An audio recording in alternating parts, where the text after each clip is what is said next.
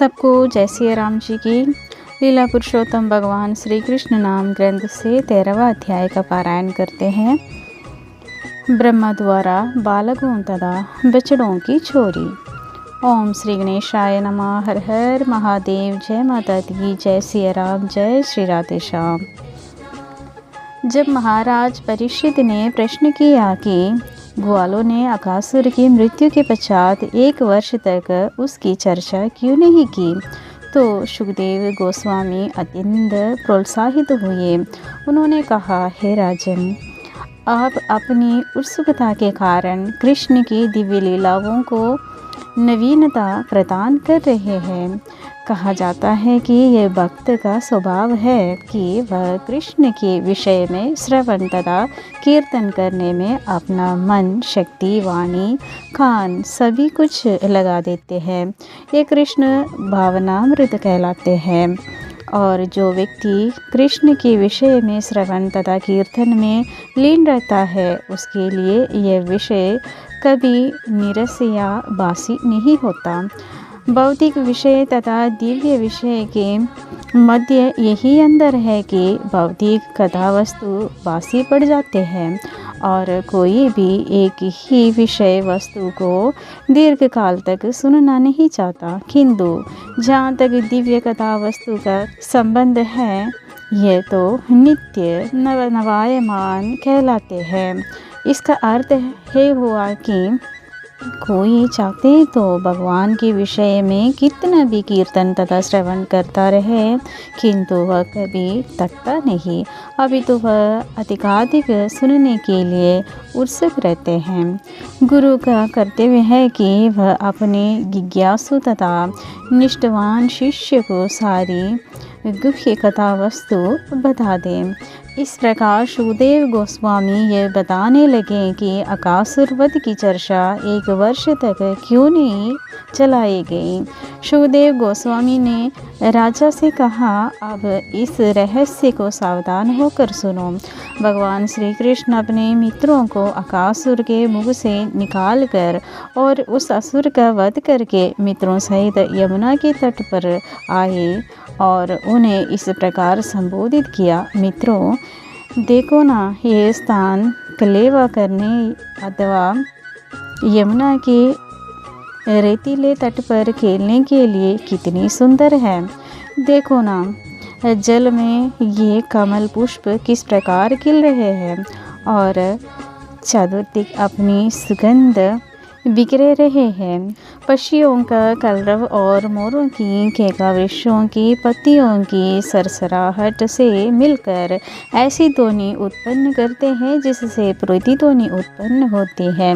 इससे यहाँ के वृक्षों द्वारा उपस्थित सुंदर दृश्यावली में श्री वृद्धि होती है। चलो हम सब यही कलेवा करें, क्योंकि पहले ही काफ़ी देर हो चुके हैं और हमें भूख भी लगी है। बछड़ों को अपने निकट ही रहने दें और यमुना का जल पीने दें। जब तक हम कलेवा करते हैं, तब तक ये बछड़े भी इस स्थान पर उगी घास चरते रहेंगे। कृष्ण से इस प्रस्ताव को सुनकर सारे बालक अत्यंत प्रसन्न हुए और बोले, निश्चय ही हम यही कलेवा करें। तब उन्होंने बछड़ों को घास चरने के लिए छोड़ दिया। कृष्ण को बीच में बैठाकर सारे बालक उनके चारों ओर जमीन पर बैठ गए और घर से लाए अपने अपने भोजन की पोटली खोलने लगे। भगवान श्री कृष्ण केंद्र में बैठे थे और सभी बालक कृष्ण की ओर मुख करके बैठे थे। वे खा रहे थे और निरंतर कृष्ण को अपने समक्ष देखकर प्रसन्न हो रहे थे। कृष्ण कमल के फूल के मध्य भाग जैसे प्रतीत हो रहे थे और सारे ग्वाल बाल उसकी पंखुड़ियाँ लग रहे थे। सारे बालक फूल, पत्तियाँ तथा वृक्षों की चाल एकत्र कर करके उन्हें अपनी अपनी पोटली के नीचे रखकर अथवा अपनी पोटली में से ही कृष्ण के साथ साथ कलेवा करने लगे। कलेवा करते हुए हर बालक कृष्ण के साथ अपना अपना संबंध प्रदर्शित कर रहा था और वे सब परस्पर हंसी ठट्ठा करके आनंद लूट रहे थे। वे जब इस प्रकार मित्रों के साथ कलेवा करने का आनंद उठा रहे थे तो उन्होंने अपनी बांसुरी अपनी पेट में और अपना महिष सिंह तथा अपनी लघुटी अपने वस्त्र की बाईं ओर धकेल दी। उन्होंने दही, मक्खन, चावल तथा फलों के खंड से तैयार किए गए भोजन को अपनी बाईं हथेली पर रखा, जो उसके कमल दल जैसे अंगुलियों के पैरों के बीच से दिखाई पड़ रहा था। श्री भगवान जो समस्त महान यज्ञों के फल को स्वीकार करने वाले हैं, हंसते हंसते वृंदावन में अपने मित्रों के साथ कलेवे का आनंद लूट रहे थे। ये दृश्य देवतागण आकाश से देख रहे थे। सारे बालक श्री भगवान के साथ दिव्य आनंद का सुख भोग रहे थे। उसी समय पास चरते हुए बछड़े नई उगी घास के लालच में निकटवर्ती घने जंगल में चले गए और क्रमशः दृष्टि से ओझल हो गए। तब बालकों ने देखा कि बछड़े उनके पास नहीं है, तो वे उनकी सुरक्षा के विषय में भयभीत हुए और तुरंत ही कृष्ण कृष्ण कहकर चिल्ला उठे। कृष्ण साक्षात भय के हंता है। प्रत्येक व्यक्ति साक्षात भय से भयभीत रहते हैं, किंतु ये साक्षात भय कृष्ण से ही भयभीत रहते हैं। कृष्ण शब्द चिल्लाने से बच्चों का भय तुरंत जाता रहा। अपने प्यार के कारण कृष्ण नहीं चाह रहे थे कि उन्हें मित्र कलेवों का आनंद त्याग कर बछड़ों की खोज करने जाए। अतः उन्होंने कहा, मेरे मित्रों, तुम्हें अपना कलेवा छोड़ने की आवश्यकता नहीं है। इसका आनंद उठाते रहो। मैं स्वयं जाकर देखता हूँ कि बछड़े कहाँ हैं। इस प्रकार भगवान कृष्ण अपने भाई हाथ में कलेवे का टुकड़ा लिए हुए तुरंत ही बछड़ों को गुफाओं तथा झाड़ियों में खोजने के लिए चल पड़े। उन्होंने पर्वत की दरारों तथा जंगलों में खोज की, किंतु वे बछड़े कहीं ना मिल पाए। जिस समय अकासुर का वध हुआ था और देवता इस घटना को अत्यंत विस्मय के साथ देख रहे थे, उसी समय विष्णु की नाभि से उगने वाले कमल पुष्प से जन्म ग्रहण करने वाले ब्रह्मा भी देखने आए थे। उन्हें आश्चर्य हुआ था कि किस प्रकार कृष्ण जैसा छोटा सा बालक इतने आश्चर्यमय कार्य कर सकते हैं। यद्यपि उन्हें बताया जा चुका था कि यह नन्हा गोपाल श्री भगवान है, तथापि वे भगवान की अन्य यशस्वी लीलाएं देखना चाहते थे। अतः उन्होंने सारे ग्वाल बालों तथा बछड़ों को हर लिया और उन्हें किसी दूसरे स्थान में ले गए। इसलिए भगवान कृष्ण ढूंढने पर भी उन बछड़ों को नहीं पा सके। यहाँ तक कि वे यमुना तट पर कलेवा करते हुए अपने मित्रों को भी खो बैठे। एक ग्वाले के रूप में भगवान श्री कृष्ण ब्रह्मा जी से बहुत छोटे थे, किंतु भगवान होने के कारण उन्हें ये समझ में देर ना लगी कि सारे बछड़े तथा बालक ब्रह्मा जी द्वारा चुरा लिया गया है। कृष्ण सोचने लगे, ब्रह्मा ने सारे बालकों तथा बछड़ों का अपहरण कर लिया है। अब मैं वृंदावन कौन सा मुँह लेकर जाऊंगा। सबकी माताएं अत्यंत शोकाकुल होंगी। अतः अपने मित्रों की माताओं को प्रसन्न करने तथा ब्रह्मा को श्री भगवान की सर्वोच्चता से आश्वस्त कराने की दृष्टि से उन्होंने तुरंत ही ग्वालों तथा बछड़ों के रूप में अपने ही विस्तार किया। वेदों में कहा गया है कि श्री भगवान अपनी शक्ति के द्वारा असंख्य जीवों के रूप में विस्तार कर चुके हैं। अतः उनके लिए इतने बालकों तथा बछड़ों के रूप में दोबारा विस्तार करना कोई कठिन काम नहीं था। उन्होंने अपना विस्तार ठीक उतने ही बालकों के अनुरूप किया, जो विभिन्न आकृति, मुख तथा शरीर की बनावट वाले एवं अपने वस्त्रों तथा आभूषण में एवं आचरण तथा व्यक्तिगत कार्यकलापों में भिन्न भिन्न थे।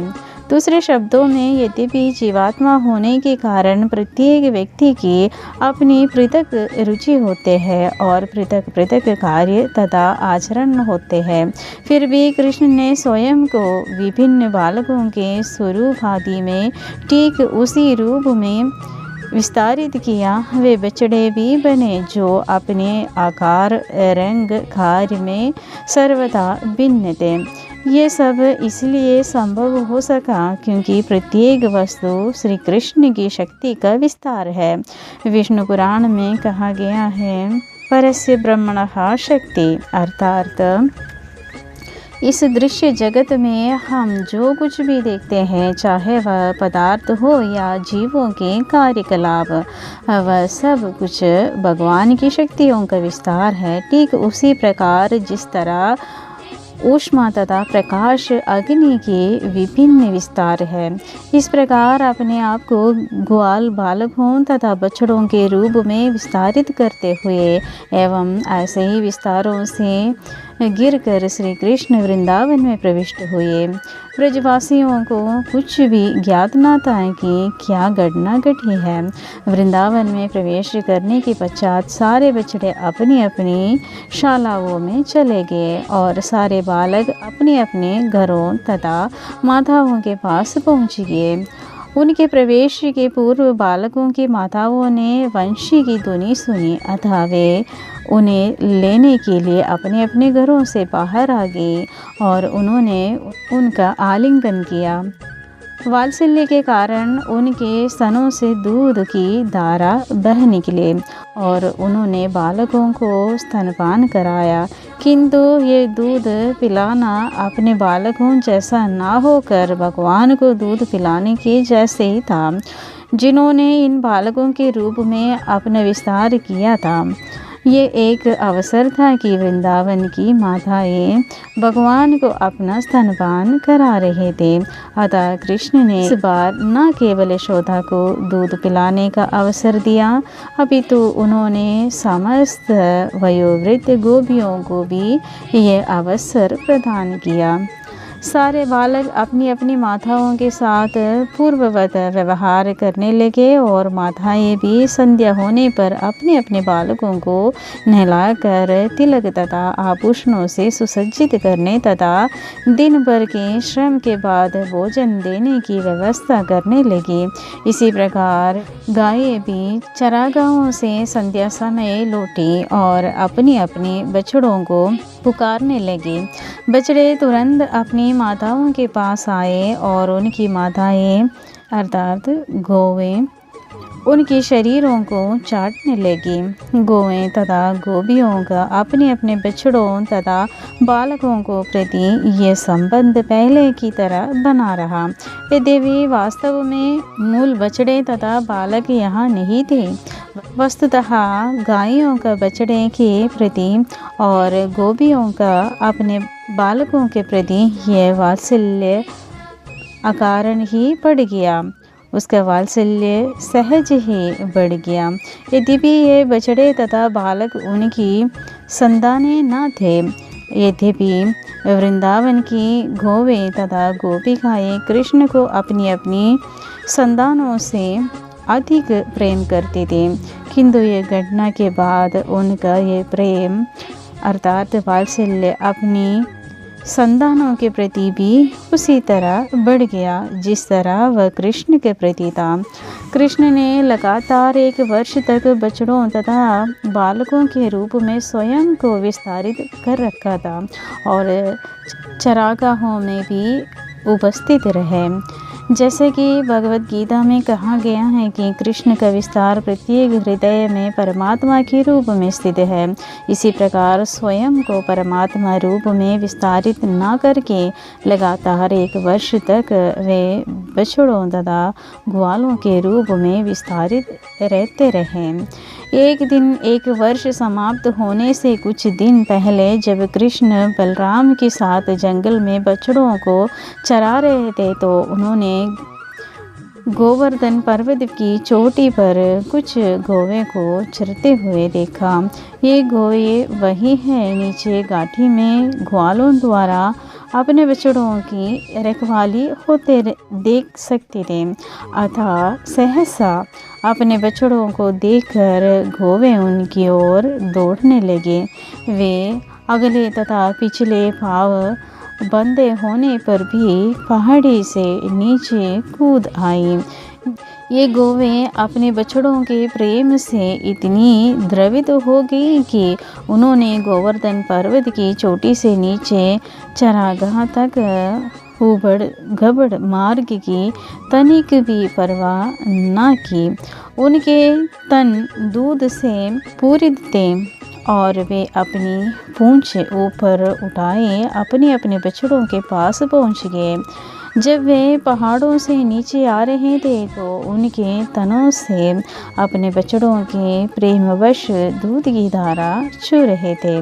यद्यपि ये बछड़े उनके अपने बछड़े न थे और गोवर्धन के नीचे वे बछड़े चर रहे थे, वे उनसे कुछ बड़े थे।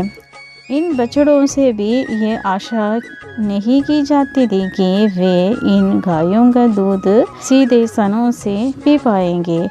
वे तो घास चरकर तृप्त थे। फिर भी गायें तुरंत नीचे आए और उनके शरीर चाटने लगे और बछड़े भी गायों के तन से दूध पीने लगे। इन गौओं तथा बछड़ों में प्रगाढ़ प्रेम बंधन दिख पड़ा। जब गौवें गोवर्धन पर्वत से नीचे की ओर दौड़ी रहे थे तो उनकी रखवाली करने वाले व्यक्तियों ने उन्हें रोकने का प्रयास किया। प्रायः बड़ी गौएं की रखवाली पुरुष करते हैं और बछड़ों की रखवाली बालक करते हैं। जहाँ तक संभव होता है बछड़ों को गायों से पृथक रखा जाता है जिससे वे गायों का सारा दूध ना पी जाएंगे। अतः जो व्यक्ति गोवर्धन की चोटी पर गायों की रखवाली कर रहे थे उन्होंने उन्हें रोकने का प्रयास किया, किंतु वे असफल रहे। अपनी असफलता के कारण वे बहुत लज्जित, क्रुद्ध और अप्रसन्न थे। किंतु जब वे पर्वत से उड़कर नीचे आए और देखा कि उनके बालक गौओं के बछड़ों की ठीक से देख रेख कर रहे हैं तो वे उनके प्रति अत्यंत प्रेम विह्वल हो उठे। ये अत्यंत आश्चर्यजनक था। यद्यपि सारे पुरुष निराशा, व्यग्र तथा क्रुद्ध होकर पर्वत से नीचे आए थे, किंतु जो ही उन्होंने अपने पुत्रों को देखा तो उनका हृदय प्रेम से द्रवित हो उठे। उनका क्रोध, असंतोष तथा अप्रसन्नता सभी तुरंत चुमंतर हो गए। वे अपने पुत्रों के प्रति पिता का प्रेम प्रदर्शित करने लगे और बड़े ही स्नेह से उन्हें अपनी गोद में उठाकर उनका आलिंगन करने लगे। फिर उन्होंने उनके सिर सूंघा और उनके साथ परम प्रसन्नता का अनुभव किया। अपने पुत्रों का आलिंगन करने के बाद वे पुनः गायों को गोवर्धन की चोटी पर ले गए। रास्ते में वे अपने पुत्रों के विषय में सोच रहे थे और उनके नेत्रों से प्रेमाश्रुओं की वर्षा होती रही। जब बलराम ने गौओं तथा बछड़ों एवं पिता तथा पुत्रों के मध्य इस प्रकार प्रेम का अद्भुत आदान प्रदान देखा, विशेष रूप से जब बछड़ों या बालकों को इतनी देख रेख की आवश्यकता न थी, तो उन्हें आश्चर्य होने लगा कि यह असामान्य बात क्यों हो रही है। वे ये देखकर आश्चर्यचकित थे कि वृंदावन के समस्त निवासी अपनी अपनी संतानों के प्रति सभी प्रकार अवसर हैं, जिस प्रकार की वे कृष्ण के प्रति है। इसी तरह सारी गौएं अपने अपने बछड़ों के प्रति उतनी ही वत्सल थी जितनी कृष्ण के प्रति। अतः बलराम ने यह निष्कर्ष निकाला कि यह प्रेम का अद्भुत प्रदर्शन रहस्यात्मक है, जो या तो देवताओं द्वारा संपन्न हो रहा है या किसी शक्तिशाली व्यक्ति द्वारा, अन्यथा यह अद्भुत परिवर्तन कैसे जागता। उन्होंने ये निष्कर्ष निकाला कि यह रहस्यात्मक परिवर्तन हो न हो कृष्ण द्वारा लाया गया है, जिन्हें बलराम अपना पूज्य भगवान मानते थे। उन्होंने सोचा ये कृष्ण द्वारा संपादित है। अरे मैं भी इसकी रहस्यात्मक शक्ति को रोक न पाया। इस प्रकार बलराम समझ गए कि ये बालक तथा बछड़े कृष्ण के ही विस्तार है। बलराम ने कृष्ण से वास्तविक स्थिति जाननी चाहिए, अतः वे बोले, हे कृष्ण, पहले मैं सोच रहा था कि ये सारे बछड़े तथा ग्वाले या तो ऋषि मुनि हैं या देवता है, किंतु अब मुझे ऐसा प्रतीत होता है कि ये सब तुम्हारे विस्तार हैं। ये सब तुम ही हो और तुम स्वयं बछड़ों तथा बालकों की लीला कर रहे हो। इसका क्या रहस्य है? वे सारे अन्य बछड़े तथा बालक कहाँ गए और तुम स्वयं को बछड़ों और ग्वालों में क्यों विस्तार कर रहे हो? क्या तुम मुझे बता सकोगे कि क्या कारण है? बलराम की प्रार्थना पर कृष्ण ने संक्षेप में सारी स्थिति बतला दिया कि किस तरह ब्रह्मा ने सारे बछड़ों तथा बालक चुरा लिए गए और किस तरह उन्होंने यह घटना को छिपाने के लिए स्वयं का विस्तार किया, जिससे व्रजवासी ये ना जान पाए कि उनके असली बछड़े तथा बालक खो गए हैं। तब कृष्ण तथा बलराम इस प्रकार बातें कर रहे थे तो ब्रह्मा एक क्षण के अनंतर अपनी आयु के अनुसार लौट आए।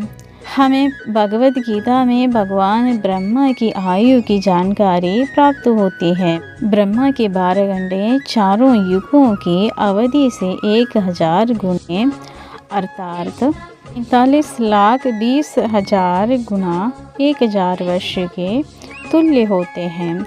इसी प्रकार ब्रह्मा का एक क्षण हमारे 100 वर्ष के तुल्य है। अपनी गणना के अनुसार ब्रह्मा एक क्षण बाद ही अपने द्वारा बालकों तथा बछड़ों के चुराए जाने से उत्पन्न कौतुक देखने के लिए ही लौटे, किंतु वे मन ही मन भयभीत थे कि आग के साथ खिलवाड़ करने जैसे है। कृष्ण मेरे स्वामी है और मैंने कौतूहलवश ही उनके बछड़े तथा बालक चुराए हैं। वे सचमुच चिंतित थे, अतः वे देर तक वहाँ नहीं रह पाए। वे अपनी गणना के अनुसार एक क्षण बाद ही वापस चले गए। उन्होंने देखा कि सारे के सारे बालक तथा बछड़े गौ कृष्ण के साथ पूर्ववत क्रीड़ारत है। यद्यपि उन्हें विश्वास था कि वे उन्हें चुरा ले जा चुका है और अपनी योग शक्ति से उन्हें सुला रखा है, अतः ब्रह्मा सोचने लगे, मैंने तो सारे बालक तथा बछड़ों चुरा लिए थे और मुझे याद है कि वे अब भी सो रहे हैं, तो फिर ये कैसे संभव हो सकता है? वैसे ही बछड़े तथा बालक कृष्ण के साथ क्रीड़ा कर रहे हैं। कहीं वे मेरी योग शक्ति से अप्रभावित तो नहीं है? क्या वे 1 वर्ष तक कृष्ण से लगातार खेलते रहे हैं? ब्रह्मा ये जानने का प्रयत्न करते रहे कि वे सब कौन थे और उनकी योग शक्ति से किस प्रकार अप्रभावित रह गए थे, किंतु वे निश्चित नहीं कर पा रहे। दूसरे शब्दों में वे स्वयं अपनी योग शक्ति के वशीभूत हो गए। उनकी योग शक्ति अंधकार में हिम के समान अथवा दिन में जुगनू के समान प्रतीत होने लगे। रात्रि के अंधकार में जुगनू अपने प्रकाश का कुछ प्रदर्शन कर सकता है और दिन के समय पर्वत की चोटी पर संचित या भूमि पर पड़े हिम चमक सकते हैं, किंतु रात्रि में हिम में वह श्वेत दीप्ति नहीं रहते और नाजुगनों में ही दिन के समय प्रकाशित करने की शक्ति रहती है। इसी प्रकार ब्रह्मा ने कृष्ण की योग शक्ति के समक्ष जो अपने लघु योग शक्ति प्रदर्शित की वह रात्रि के समय हिम या दिन के समय जुगनू के समान थे। जब कोई लघु योग शक्ति वाला व्यक्ति महान योग शक्ति के समक्ष अपनी शक्ति प्रदर्शित करना चाहता है तो वह स्वयं अपने प्रभाव को घटा देते हैं, उसमें वृद्धि नहीं करता। यहाँ तक कि ब्रह्मा जैसे महान पुरुष ने जब कृष्ण के समक्ष अपनी योग शक्ति का प्रदर्शन करना चाहा तो वह हास्यास्पद हो गए। इस प्रकार ब्रह्मा अपनी निजी योग शक्ति के संबंध में भ्रमित थे। ब्रह्मा को इस बात से विश्वस्त करने के लिए ये सब बछड़े तथा बालक जो कृष्ण के साथ खेल रहे हैं असली नहीं है, वे सब विष्णु रूप में रूपांतरित हो गए थे। वास्तव में असली ग्वाल बाल तथा बछड़े तो ब्रह्मा जी की योग शक्ति के कारण सोए हुए थे, किंतु जिन रूपों को ब्रह्मा देख रहे थे वे कृष्ण तथा विष्णु के अंश थे। चूँकि विष्णु कृष्ण के अंश है, अतः ब्रह्मा के समक्ष इतने विष्णु रूप प्रकट हुए। सारे विष्णु रूप सावरे रंग के थे और पीतांबर धारण किए थे। सबों के चार चार भुजाएं थे, जिनमें वे शंख चक्र पद्म और गदा धारण किए थे। उनके शरीरों पर स्वर्ण मंडित रत्न जड़ित देदीप्यमान मुकुट थे। वे मोतियों तथा कर्णाभूषणों से मंडित थे और फूलों की मालाएं धारण किए थे। उनके वक्षस्थलों पर से वर्ष का चिन्ह था। उनकी भुजाएं बाजबंदों तथा अन्य रत्नों से मंडित थे। उनकी ग्रीवाएं शंख की समान थे। उनके पैरों में नुपुर थे, कटी में सुनहरी गंडिकाएँ थे और अंगुलियों में रत्न जड़ित मुद्रिकाएँ थे। ब्रह्मा ने यह भी देखा कि प्रत्येक विष्णु के सारे शरीर पर चरण कमलों से लेकर सिर तक ताजा तुलसी दल अर्पित किए गए थे। विष्णु रूपों की अन्य विशेषता ये भी थी कि वे सब दिव्य रूप से अत्यंत सुंदर लगते थे। उनकी मुस्कान चंद्र प्रकाश से मिलते थे और उनकी चितवन उदय होते हुए सूर्य के समान थे। वे तमो तथा रजो गुणों के सृष्टा तथा पालक प्रतीत हो रहे थे। विष्णु सतोगुण के, ब्रह्मा रजोगुण के तथा शिव तमोगुण के प्रतीक है। अतः इस दृश्य जगत में प्रत्येक वस्तु के पालक के रूप में विष्णु ब्रह्मा तथा शिव के भी सृष्टा तथा पालक है। विष्णु भगवान की इस अभिव्यक्ति के बाद ब्रह्मा ने देखा कि विष्णु को चारों ओर से घेर कर अनेक ब्रह्मा शिव देवता तथा एक शूद्र चींटी और तिनके के लेकर जड़ जंगम सारे जीव नाच रहे हैं। उनके नृत्य के साथ अनेक प्रकार का संगीत बज रहा है और वे सब विष्णु की पूजा कर रहे हैं। ब्रह्मा को ज्ञान हुआ कि विष्णु के वे सारे रूप योग शक्तियों से पूर्ण हैं। उनमें अणिमा अर्थात अणु के समान सूक्ष्म बनने की सिद्धि से लेकर दृश्य जगत जैसे असीम होने की सिद्धियां हैं। विष्णु के शरीर में ब्रह्मा की सारी योग शक्तियाँ, शिव सारे देवता तथा दृश्य जगत के 24 तत्वों को पूरा प्रतिनिधित्व प्राप्त था। भगवान विष्णु के प्रभाव से सारी अधीन योग शक्तियाँ उनकी पूजा में लगी थी। काल, आकाश, दृश्य जगत, संस्कार, इच्छा, कर्म तथा भौतिक प्रकृति के तीनों गुणों उनकी पूजा कर रहे थे। ब्रह्मा को यह भी अनुभव हुआ कि भगवान विष्णु समस्त सतचित तथा आनंद के आकार है। सच्चिदानंद स्वरूप है और उपनिषदों के अनुयायियों के द्वारा पूज्य है। ब्रह्मा ने अनुभव किया कि बालकों तथा बछड़ों के ये रूपांतरित विष्णु रूप किसी योगी के योग शक्ति या देवताओं में निहित किसी शक्ति द्वारा नहीं बने हैं। ये विष्णु रूप अर्थात मूर्ति किसी विष्णु माया के प्रदर्शन न होकर साक्षात विष्णु है। विष्णु तथा विष्णु माया के गुण क्रमशः अग्नि तथा उनके ताप के सदृश है। ताप अग्नि का गुण उष्णता रहते हैं, किंतु फिर भी ताप अग्नि नहीं होता। बालकों तथा बछड़ों के विष्णु रूप ताप के समान नहीं, अपितु वे अग्नि तुल्य थे। वे सारे के सारे असली विष्णु थे। वस्तुतः विष्णु का गुण है उनका पूर्ण सत्य, पूर्ण ज्ञान तथा पूर्ण आनंद। दूसरा उदाहरण भौतिक वस्तुओं का दिया जा सकता है जो अनेकानेक रूपों में प्रतिबिंबित होते हैं।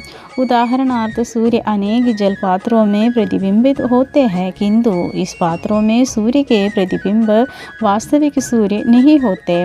पात्र में सूर्य का वास्तविक ताप या प्रकाश नहीं रहता, यद्यपि वह सूर्य जैसा प्रतीत होता है। किंतु कृष्ण ने जो स्वरूप धारण किए थे उनमें प्रत्येक पूर्ण विष्णु थे। इस संबंध में जिस विशेष शब्द का उपयोग किया गया है वह सत्य ज्ञानानंद है। सत्य का अर्थ सच्चाई, ज्ञान का अर्थ पूर्ण ज्ञान, आनंद का अर्थ है असीम और आनंद का अर्थ है पूर्ण हर्ष। भगवान की दिव्य महिमाएं इतनी विशाल है कि उपनिषदों के निर्गुण अनुयायी ज्ञान के उस धरातल तक नहीं पहुंच पाते कि उन्हें समझ सके। विशेषतः भगवान के दिव्य रूप इन निर्विशेषवादियों की पहुंच के परे है, क्योंकि ये उपनिषदों के अध्ययन द्वारा इतना ही समझ पाते हैं कि परम सत्य ना तो पदार्थ है और ना ही भौतिक दृष्टि से सीमित है। ब्रह्मा जी कृष्ण के विष्णु रूपों में विस्तार अर्थात अंश से अपनी सीमित शक्ति द्वारा ये समझ गए कि परमेश्वर की शक्ति के विस्तार से ही इस दृश्य जगत की सारी जड़ तथा जंगम वस्तुएं विद्यमान हैं। जब ब्रह्मा इस प्रकार अपनी सीमित शक्ति से हतप्रभ होकर और अपनी 11 इंद्रियों के भीतर अपने सीमित कर्मों से अवगत होकर खड़े थे, तब वे ये अनुभव कर सके कि वे स्वयं कठपुतली के समान भौतिक शक्ति अर्थात माया की ही सृष्टि है। जिस प्रकार कठपुतली में नाचने की स्वतंत्रता शक्ति नहीं होती और अपने स्वामी के आदेशानुसार नाचते हैं, उसी प्रकार सारे देवता तथा जीव भी श्री भगवान के अधीन है। जैसे कि श्री चैतन्य चरितामृत में कहा गया है कि कृष्ण ही एकमात्र स्वामी है और अन्य सभी उनके दास है। सारे संसार भौतिक तरंगों के वश में है और सारे प्राणी तिनकों के समान जल में तैर रहे हैं, अतः उनका जीवन संघर्ष चलता रहता है। किंतु जो ही मनुष्यों को ये बोध हो जाते हैं कि वे भगवान का शाश्वत दास है, तो वह माया या जीवन संघर्ष तुरंत समाप्त हो जाते हैं। इस प्रकार ज्ञान की देवी के अधिष्ठाता तथा वैदिक ज्ञान के सर्वोत्कृष्ट अधिकारी ब्रह्मा जी भगवान द्वारा प्रकट असामान्य शक्ति को ना समझ पाने के कारण अत्यधिक व्यग्र थे। प्राकृतिक जगत में ब्रह्मा जैसा व्यक्ति भी परमेश्वर की योग शक्ति अर्थात माया को समझ पाने में असमर्थ रहता है। वे न केवल उन्हें समझने में असमर्थ थे, अपितु कृष्ण ने उनके समक्ष जो कुछ प्रकट किया था उसे देखकर भी व्यग्र थे। कृष्ण को ब्रह्मा पर दया आ गई कि वे ये देखते हुए कि कृष्ण किस प्रकार स्वयं को बछड़ों तथा ग्वालों में रूपांतरित करके विष्णु के रूपों का प्रदर्शन कर रहे थे, इसे समझने में असमर्थ थे। अतः उन्होंने सहसा उस दृश्य पर से अपनी योग माया का आवरण हटा लिया। भगवत गीता में कहा गया है कि भगवान योग माया द्वारा फैलाए गए आवरण के कारण दृश्य नहीं है। जो वास्तविकता को आवरित कर ले वह महामाया या बहिरंग शक्ति है, जिसके कारण बद्ध जीव भगवान को दृश्य जगत से परे नहीं समझ पाता। किंतु जो शक्ति भगवान को अंशतः प्रकट करती है और अंशतः मनुष्य को देखने नहीं देती, वह योग माया कहलाते हैं। ब्रह्मा जी कोई असामान्य बद्ध जीव नहीं है, वे अन्य सभी देवताओं से कहीं अधिक श्रेष्ठ है। फिर भी वे श्री भगवान के प्रदर्शन को नहीं समझ पाए, अतः कृष्ण ने जानबूझकर और आगे शक्ति का प्रदर्शन बंद कर दिया। बद्ध जीव न केवल मोहग्रस्त हो जाते हैं, अपितु समझ पाने में पूर्णतः असमर्थ रहते हैं। योग माया का आवरण इसलिए हटा दिया गया जिससे ब्रह्मा जी और अधिक व्यग्र ना हो जाए। जब ब्रह्मा जी की व्यग्रता दूर हुई तो ऐसा लगा मानो वे मृतक अवस्था से जग उठ गए हो। वे अपने नेत्र कठिनाई से खोल पा रहे थे। तब उन्होंने बाह्य दृश्य जगत को सामान्य चक्षुओं से देखा। उन्होंने अपने चारों ओर वृंदावन का अत्यंत मनोहारी दृश्य दिखा, जिसमें वृक्ष ही वृक्ष थे और जो समस्त जीवों का जीव स्रोत है। उन्हें वृंदावन की दिव्य भूमि का अनुमान लगा सका, जहाँ के सारे वासी दिव्य है। वृंदावन के जंगल में शेर तथा अन्य हिंसक पशु हिरणों तथा मनुष्यों के साथ शांतिपूर्वक निवास करते हैं। वे ये जान सके कि वृंदावन में भगवान कृष्ण की उपस्थिति के कारण ये स्थान अन्य स्थानों की अपेक्षा दिव्य है, जहाँ ना काम वासना है और ना लोभ। इस प्रकार ब्रह्मा ने भगवान श्री कृष्ण को एक छोटे से ग्वाले का अभिनय करते देखा। वे अपने बाएं हाथ में एक टुकड़ा रोटी लिए अपने मित्रों बछड़ों को ढूंढ रहे हैं। जिस प्रकार वे एक वर्ष पूर्व इन सब के अंदर दान होने के पूर्व ढूंढ रहे थे, ब्रह्मा तुरंत ही अपने वाहन हंस से उधर आए और भगवान के समक्ष इस प्रकार गिर पड़े मानो कोई सोने का दंड हो। वैष्णवों में सम्मान प्रदान करने के लिए दंडवत शब्द का व्यवहार किया जाता है। इस शब्द का अर्थ है कि दंड का अर्थ डंडा के समान गिरना। मनुष्य को चाहिए कि श्रेष्ठ वैष्णव को सम्मान प्रदर्शित करने के लिए वह दंड के समान पृथ्वी पर सीधा गिरे। अतः ब्रह्मा जी भगवान के समक्ष सुनहरे दंड के समान गिर पड़े। चूँकि ब्रह्मा जी का वर्ण सुनहरी है, वे भगवान कृष्ण के समक्ष एक सुनहरे दंड के समान पड़े हुए प्रतीत हुए। ब्रह्मा के चारों शिरों के मुकुट कृष्ण के चरण कमलों को छू रहे थे।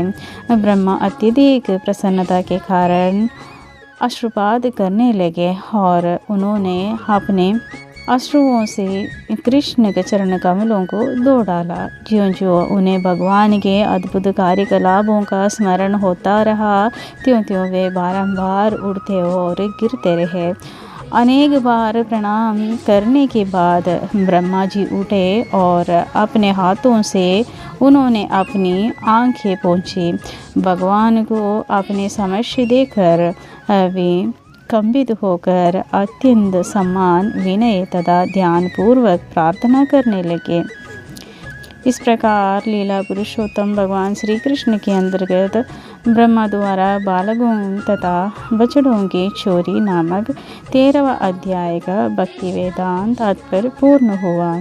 आशा करती हूँ आप लोगों को यह अध्याय पसंद आ गया होगा। अगर पसंद आ गया तो लाइक और शेयर कर लीजिएगा और कमेंट बॉक्स में जय श्री राधे श्याम लिखने को सब भूल जाते हैं। अगर पसंद आ गया तो भगवान का कथा ये है, भगवान का जयकारा करना ना भूलिएगा। और इस चैनल को जो भी सब्सक्राइब नहीं किया वो लोग भी कर लीजिएगा। सबको जय सिया राम जी की हर हर महादेव।